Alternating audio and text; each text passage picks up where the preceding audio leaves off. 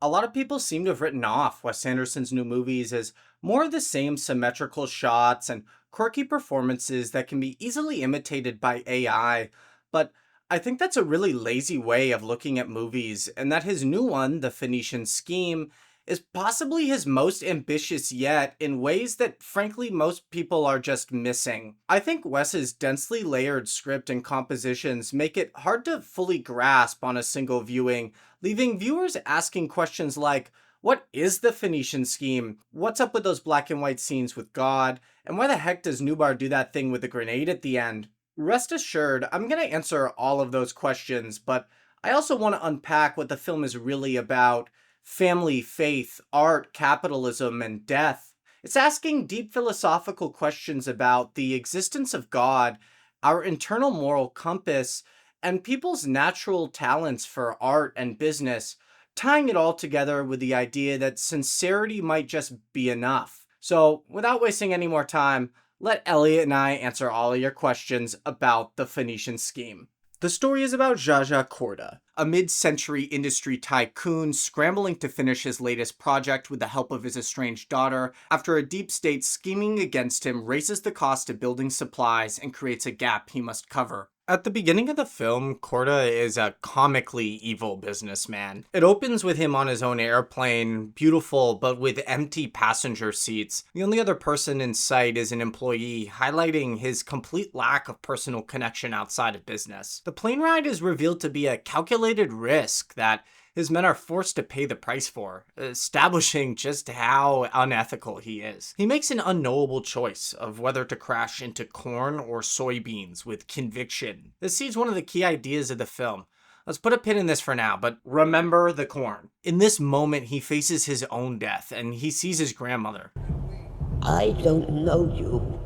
Her words can be read multiple ways. Unethical business decisions can make a man you once knew seem unrecognizable, and it also speaks to the lack of connection Korda feels with his family that he'll spend the movie attempting to fix. Recovering in his bath, we see him look to the sky with flashing colors, as if he's looking to God.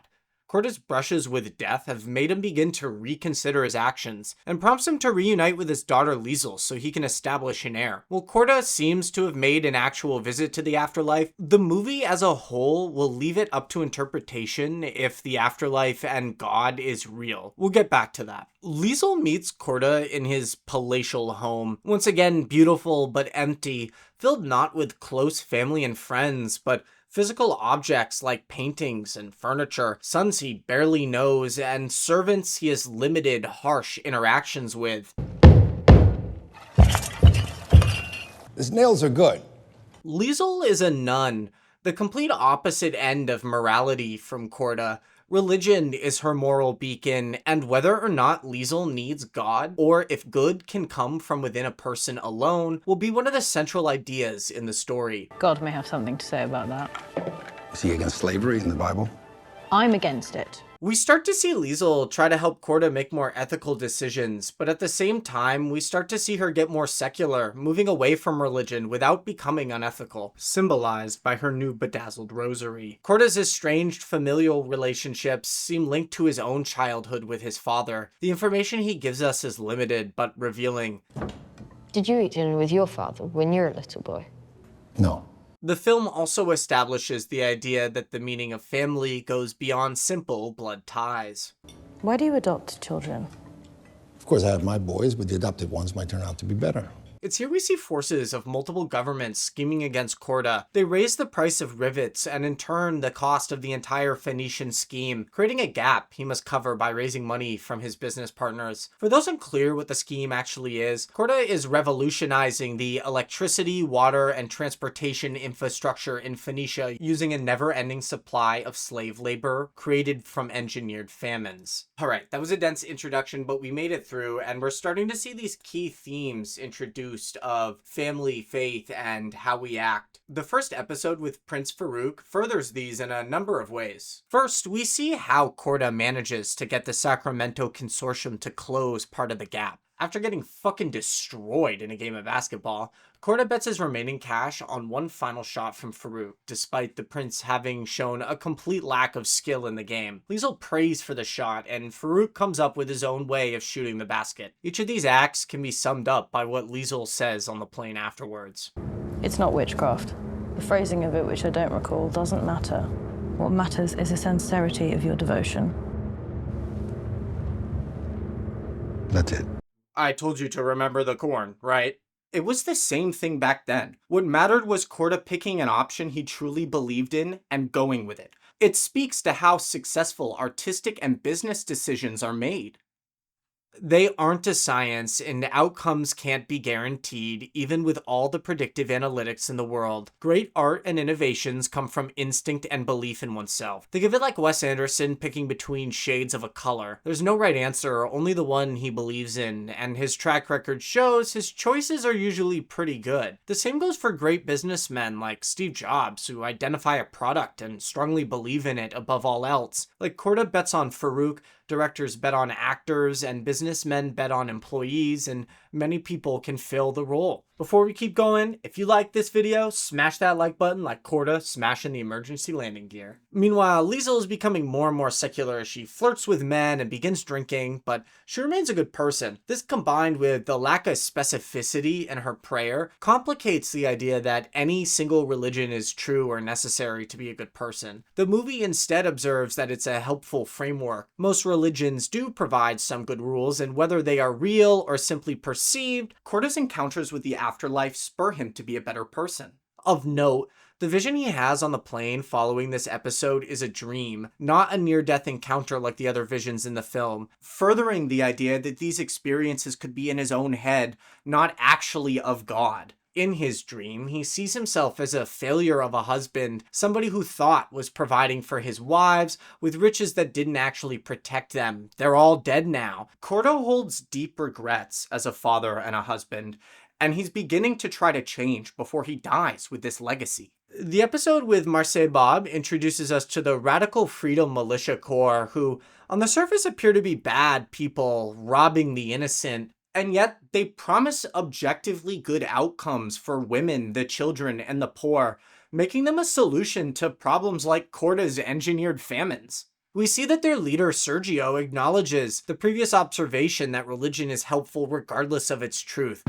Religion is a sigh of the oppressed creature. It's a protest against suffering. I agree. You're not an atheist. Of course I am. This group further complicates the idea of what ethical actions look like. They're spurred by unethical people to commit bad acts with good outcomes, none of which requires a religious foundation, but it can have one. In fact, Sergio's line about religion is from Karl Marx, and we can surmise that the group still follows a Bible of their own, the critical theory that informs their viewpoints. This new framework for convicted action to do good recalls Liesl's earlier line. It's about sincerity, not the phrasing. Korda's problem-solving skills as a businessman are the same. He gets buy-ins from Marseille Bob and Marty by showing utmost sincerity, putting his life on the line, first by taking a bullet and then by threatening murder-suicide. Also of note is these experiences bond them with literal blood ties, a spin on the ever-present family theme. It's also here that we learn that Korda and Liesl's blood ties aren't what we thought. She's actually Nubar's daughter. As before, Korda's prompted by a near-death experience to reflect on his choices. His mortality is the decisive factor in his self-awareness and change. And despite the reveal, he still sees Liesl as his own daughter. This complicated idea of somebody who isn't family but actually is family, it once again ties back to Liesl's line about sincerity. The literal definition of family doesn't matter. What matters is how people feel about each other. Wes continues playing with this complicated idea of family and blood ties, with this humorous reveal during Korda's marriage proposal to Hilda. I'm begging you. That's your favorite second cousin. No.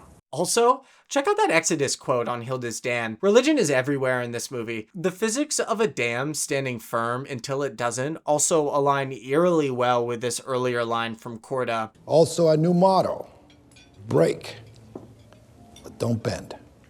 This idea is that of Wes Anderson's uncompromised artistic vision. His movies are all or nothing, made entirely on his terms or not at all. In the wreckage of the following plane crash, we see all of these themes repeated again. Bjorn's practice of science, whether an academic or a spy, reflects the sincerity of his passion, and this symbolizes the modern-day business conflicts that artists often find themselves in. Liesel becomes less religious, moving towards symbols of vice while retaining her morality, a bedazzled pipe, and salacious book. Corda has yet another near-death experience in the quicksand pit, this time meeting God himself, whose line about familial betrayal foreshadows Uncle Nubar's plot to come. The yield of Adam's loins crucified my only begotten son. I know. Next, we see the key turning point in Liesel's character arc. Her mother superior tells her that she would be better off, not as a nun, but doing her own thing and donating her family money to the church. On one level, it's a funny observation about organized religion's hypocrisy and a spin on this idea of sincerity. Strict adherence to the church doesn't matter. Providing wealth and power, figuratively putting your money where your mouth is, does. On another, it's an appeal to the moral compass that seems to be internal to some people. Liesel doesn't need a church to be a good person and live a fulfilled life. Just needs to go do that. The church can provide a framework for that, sure. Maybe for some people, being a nun can be the right choice, but ultimately Liesel can find within herself what is right and becomes her own guiding force. Finally, we meet the biblical Uncle Nubar. To put it lightly, this dude fucking sucks. His entire worldview is based on who can lick whom, the idea that might is right, that power matters above all. We know this was a lesson from their father. If something gets in your way, flatten it. That was my father's advice before he cut me out of his will.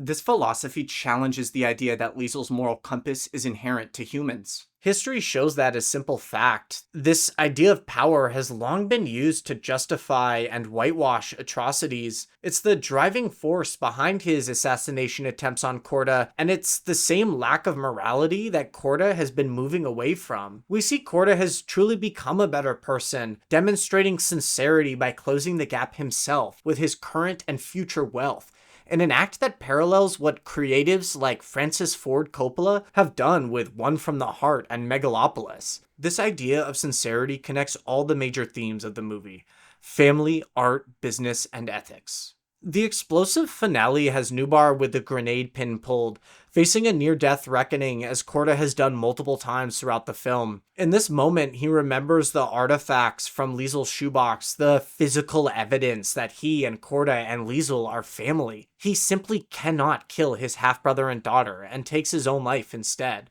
Like Corda choosing to reconnect with Liesel, only in the moments that he is about to die does Nubar realize the error of his ways and try to change. In a final visit to the afterlife, we see Corda lock away his father's ashes, a symbolic representation of letting go of the daddy issues that made him and Nubar so fucked up.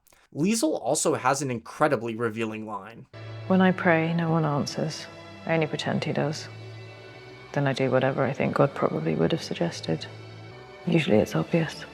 It's a beautiful appeal to our internal desire to do good, and ties in wonderfully with the idea that while we need not believe in God, religion can still be a helpful guide. Like Corda's dream earlier on the plane, this visit to the afterlife seems purely mental, not real, possibly the result of his life flashing before his eyes as the explosion goes off. The epilogue finds Corda and Liesel truly content in having a family and a craft, the restaurant representative of his few positive memories of childhood.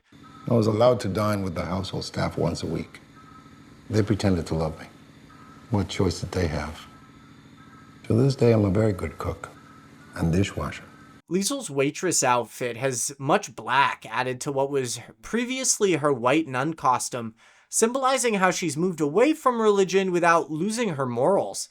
If Liesel and Corda started as the two extremes, Corda has met her in the middle. He gives many bills to Liesel and accepts few coins in return, a 180 from his greed in the beginning of the film. It mirrors the opening in the sky by having him literally and figuratively grounded.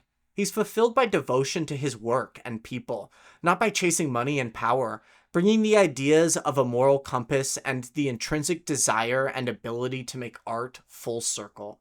The ignorant among us cry, Wes Anderson only makes the same movie. But thankfully, my viewers, you are smarter than that, and you see that the Phoenician Scheme is actually asking deep philosophical questions. Can an evil person become good? What is the true meaning of family? Do we need God to be good, or is sincerity enough? Wes is searching for answers in observations. Some people seem inherently bad, but there might always be the capacity for change. He sees the way that art and business sense are so similar to one another, especially in the ways they express their sincerity through putting everything on the line. And he sees that no matter how blood ties us, ultimately, we get to define our family.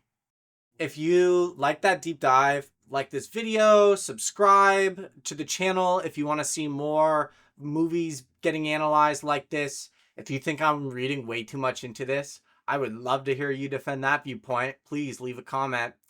Thank you for watching that, folks. Have fun in the movies. I'm going to go watch Superman in a couple hours. Please, I really hope it's good.